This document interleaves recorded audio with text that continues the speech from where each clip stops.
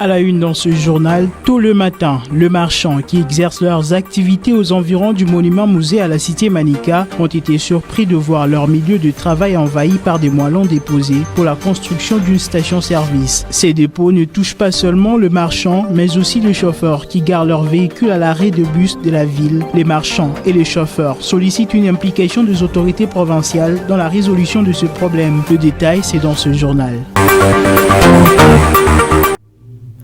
Mesdames, Messieurs, bienvenue dans ce journal. Vous l'avez sans doute suivi dans le sommaire. Le chauffeur de taxi-bus du tronçon Cité-Ville commerciale et les marchands qui exercent leurs activités aux alentours du monument musée sont mécontents dû au fait que dans la matinée de ce 9 juillet, ils ont retrouvé des moellons déposés sur leur lieu de travail. Reportage de Freddy Sangwa rendu par Gloire Banza.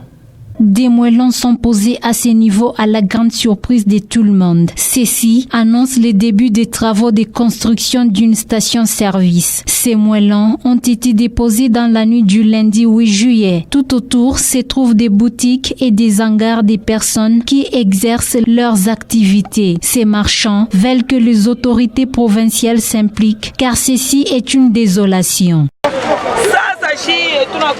Nous sommes arrivés le matin, on avait déjà déposé le moellon. Au juste, que font nos autorités? Ils disent que c'est pour construire une station de service. Ils veulent notre mort. Nous voyons les stations qui poussent ça et là comme des champignons. Qu'est-ce que nous allons devenir? Qu'on nous apporte alors les armes? Que l'on devienne alors militaire?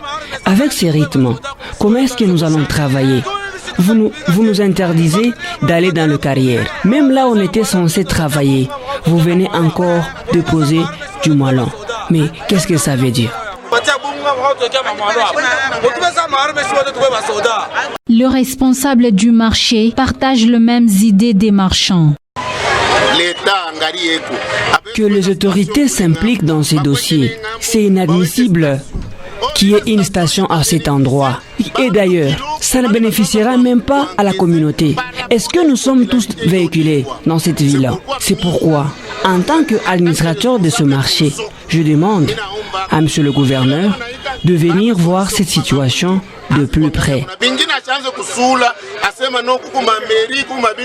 Selon les témoignages reçus en anonymat, la station-service qui sera construite à cet endroit appartiendrait à un sujet chinois.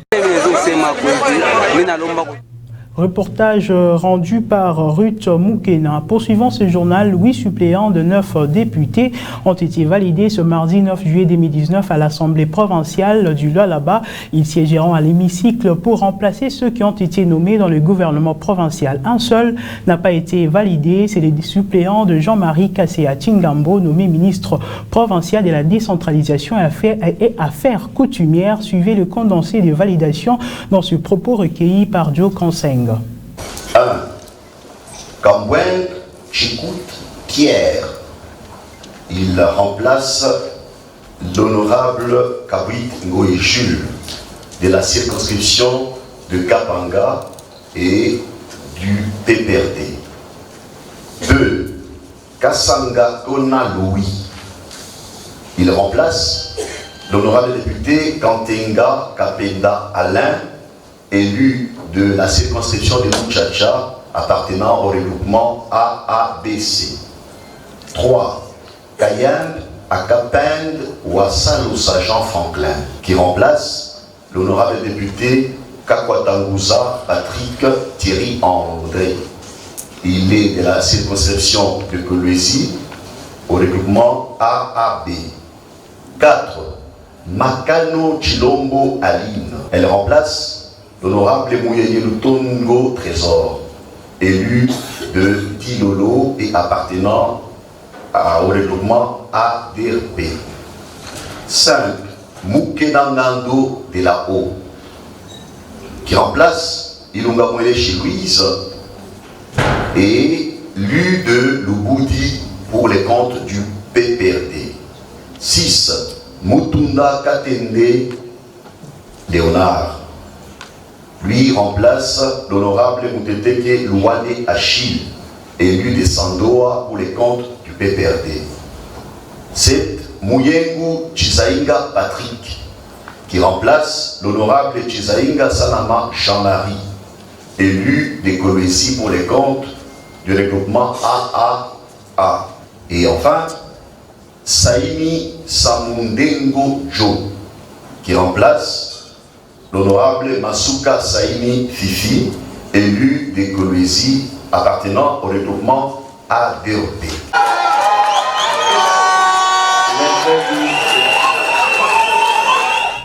Sur ce même chapitre, les députés validés ont exprimé leur joie et rassurent à la population qu'ils connaissent parfaitement leur mission. Il l'a dit au micro de Joe Kanseng.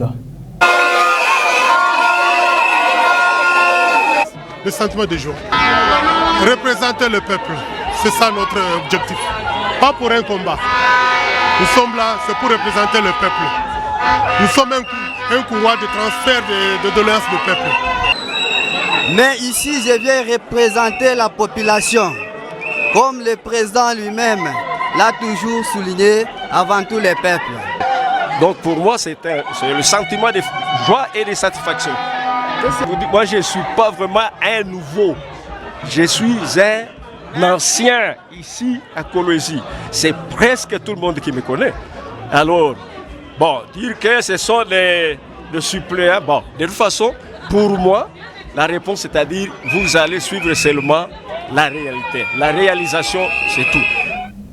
De validation, invalidation à réinvalidation des députés nationaux par la Cour constitutionnelle, cet état de choses met en doute la crédibilité de cette Cour au niveau de la République. La Cour constitutionnelle l'a fait en ayant tout ce droit. Ce reportage.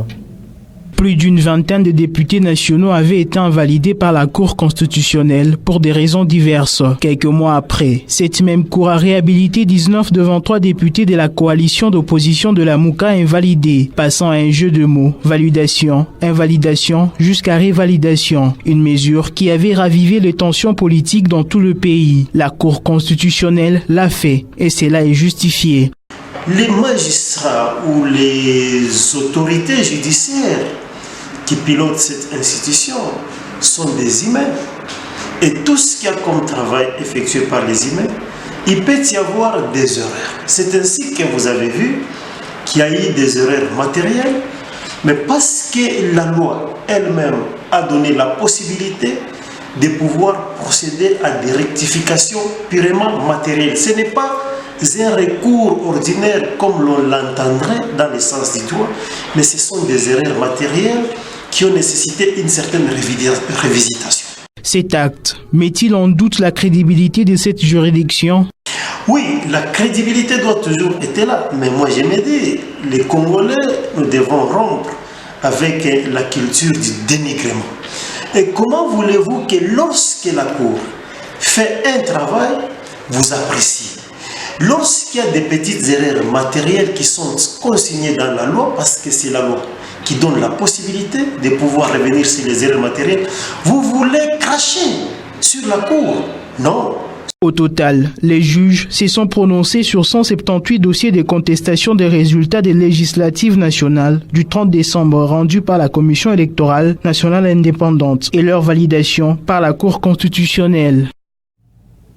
La course à la présidence du Sénat divise le Front commun pour le Congo. La plateforme pro-Kabila a officiellement désigné Alexis Ntambwe Mwamba comme candidat. De l'autre côté, l'Alliance de forces démocratiques du Congo est alliée à présenter son propre candidat, Bahati Lukwebo. Découvrez le parcours de ces deux personnalités dans ce commentaire de Ruth Mukena.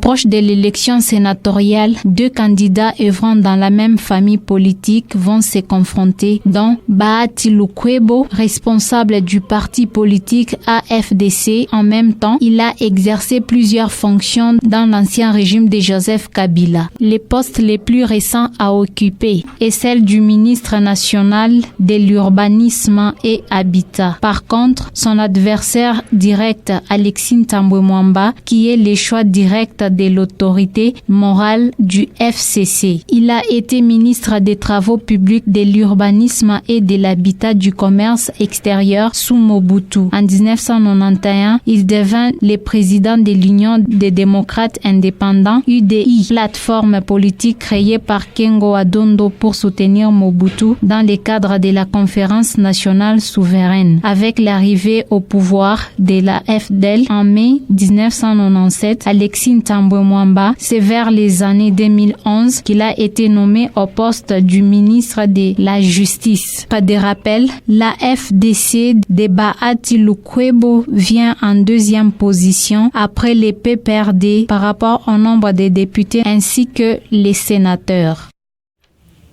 Mesdames, Messieurs, c'est la fin complète de ce journal. Merci à vous de nous avoir suivis. L'actualité reste en continu sur www.wango.info. À très bientôt.